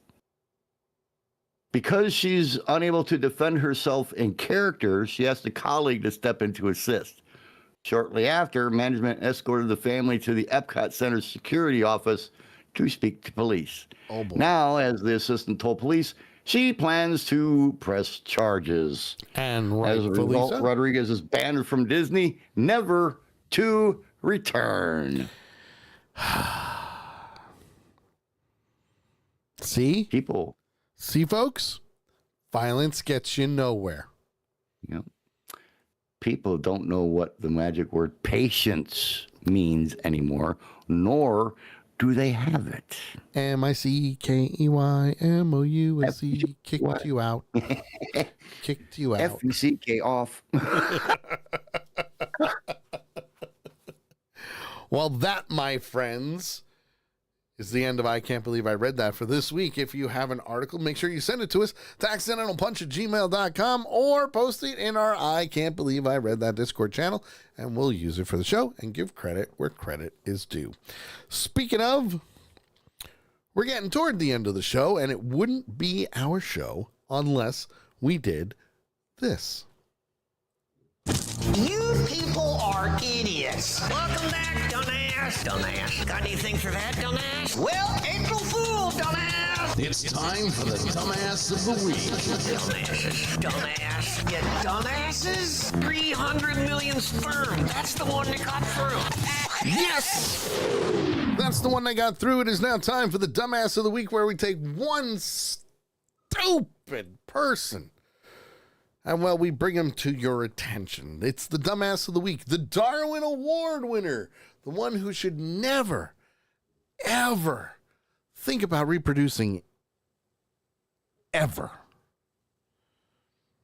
We don't even know how you were conceived if you're the Dumbass of the Week. If you have an article or video where you think that person is a dumbass, send it to us at accidentalpunch@gmail.com, or you can post it in our Dumbass of the Week Discord channel. And this week, oh boy, I'm going to say Lady Death likes to give me these for a reason. First and foremost, because it has to do with fast food. And I think things happening in a fast food joint are hysterical, to say the least. Yeah. I will always remember the Taco Bell drive-thru. Yep, Taco Bell drive-thru, the McDonald's freezer. Yeah, there's a lot going on when it comes to fast food places. I believe Chick-fil-A was part of one. Jack in the Box was another. Yeah. We have a long-standing history of dumbasses happening at fast food places. Well, this one just so happens to take place at a Steak and Shake. Now, I've never heard of a Steak and Shake before. We have one here. You do? Okay. Yes. We don't have them. I've never eaten there. I've never eaten a Steak and Shake. We don't have one here. However,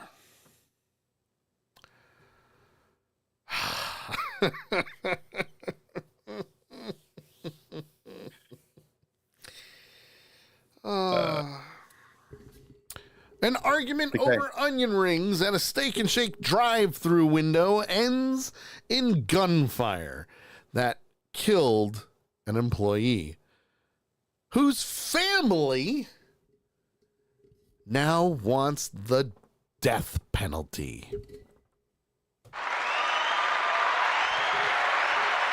Eye for an eye.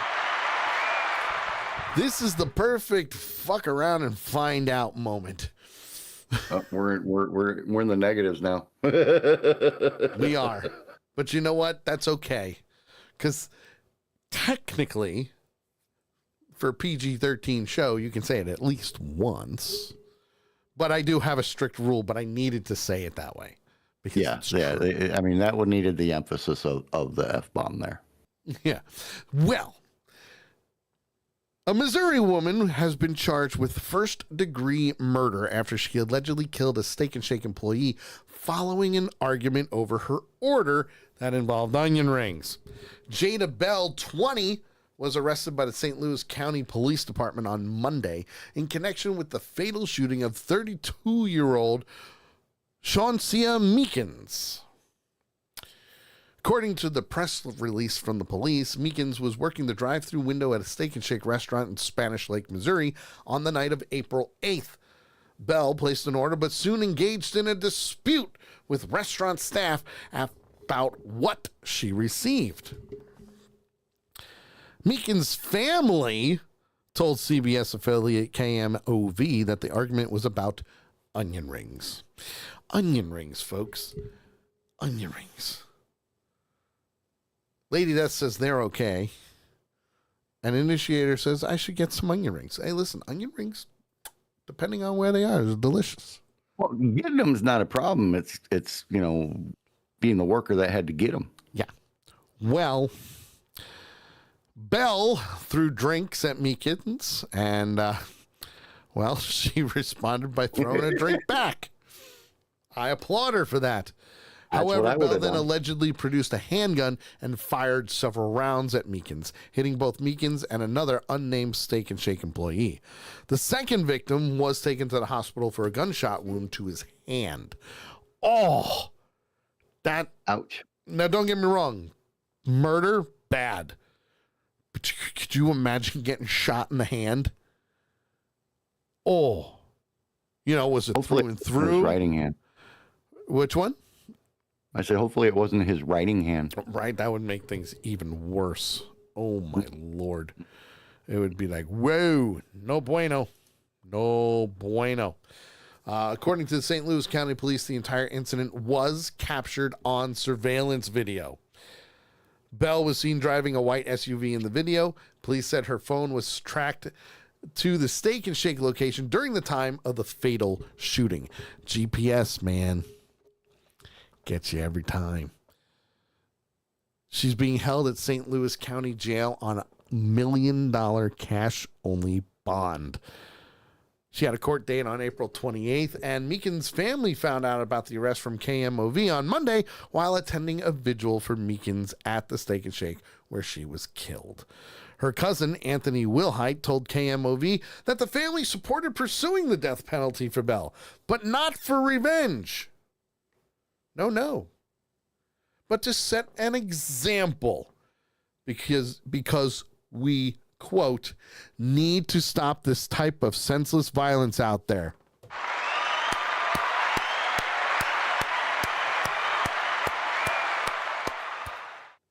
Just saying. Karma's a bitch. And, I can't really argue with that last statement. You can't. You can't. There is a GoFundMe, however, that's currently up and running. And let's see. I'm looking to see if they actually have... Oh, the donation is protected. Okay. All right. I was going to see how much they raised. All right. Fine. Not going to help. No. But there is a GoFundMe. We were going to advertise it for you, but you didn't let us, so screw you. I was going to help. But it's okay. No, it's okay. Honestly, donations, you don't need to know how much people spent. You can actually see and you can just add up. They've raised a lot of money for the family, which is amazing. Absolutely amazing. And it sucks. And we here at the Sully Show obviously have sympathy for the family because nobody should have to go through that ever. No. ever. I would agree. But that, my friends, is this week's Dumbass of the Week. If you have a contender, send it to us, accidentalpunch@gmail.com, or post it in our Dumbass of the Week Discord channel. We got to get out of here. I don't want to. We're having a great time, but we got it. So, with that being said, JT, my friend, go for it. All right, you can follow me, JT, in a couple of different places. If you want to follow the music on Facebook, just do a search for the JT Hollis fan page. If you want to follow the woodworking, Facebook, do a search for Veteran Garden Deco, or you can visit us on the interwebs at vgdshop.com.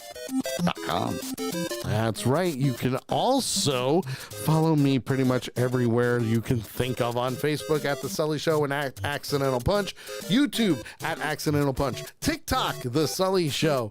We're everywhere. We really are. We're everywhere. We try to have as much fun as possible. And don't forget, hang out with us in Discord. We have a Discord channel. It's all good, folks. Join us. It's free. You can talk to us outside the show and be a good person. It's good shit. See, there's the link right in the chat room. Don't forget, Monday, 8 p.m. Eastern, JT and I will be broadcasting Avenger Pretenders, the season finale of Daredevil. And then the following week, The Punisher. We're starting to get tired because it's going to be brutal. But 8 p.m. Eastern, that is when we are live. So if you watched Daredevil, highly recommend continuing to do so. And Maul Shadow Lord will be returning for 2 Ewoks in the park, so make sure you check it out. Have a great week, everybody. We'll see you later. Stick around for a raid. Screw you guys, I'm getting him. You're listening to The Sully Show. They got the mustard.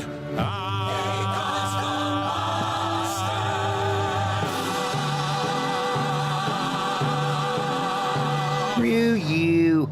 This screw you is addressed to the employee from Steak and Shake that got shot in the hand.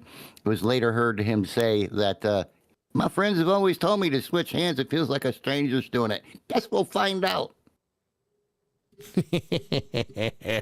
All right, everybody. The show is over. We are going to do a raid. And, of course, we're going to start the month off by going to our fellow geek, Sim Trisha. That's right. Our buddy, our pal. We miss her. We do. Even JT has admitted to missing her. Because... Not me. Liar. You loved that she used to make me screw up all the time. I still screw up, but that's besides the point. Yeah, didn't need her help. Don't need help, not so much, no. Didn't need her help at all. But it worked. It worked. She just made it a little easier for us. Indeed. So, we are going to go say hi to her. She's playing Dark Souls 2 right now, and her death count is at 15 right now. So I'm going to bug her and be like, dude, is that 15 as of today or what? So don't forget, next week, Avenger Pretenders will be live at 8 p.m. on Monday, and then we'll be back on Tuesday for 8 p.m. So make sure you watch Daredevil, the season finale. It's out now on Disney+, and we'll all talk about it on Monday, and it's going to be fantastic. Fantastic. So, for the redneck, the raid's going to begin right now. We'll see you guys next week. Bye-bye. The raid is starting now because that's what we do. We do the raid, and it's fun. Be safe, everybody. Fare thee well. Au revoir. Auf Wiedersehen. Goodbye. So long. Goodbye. Auf Wiedersehen. Goodbye.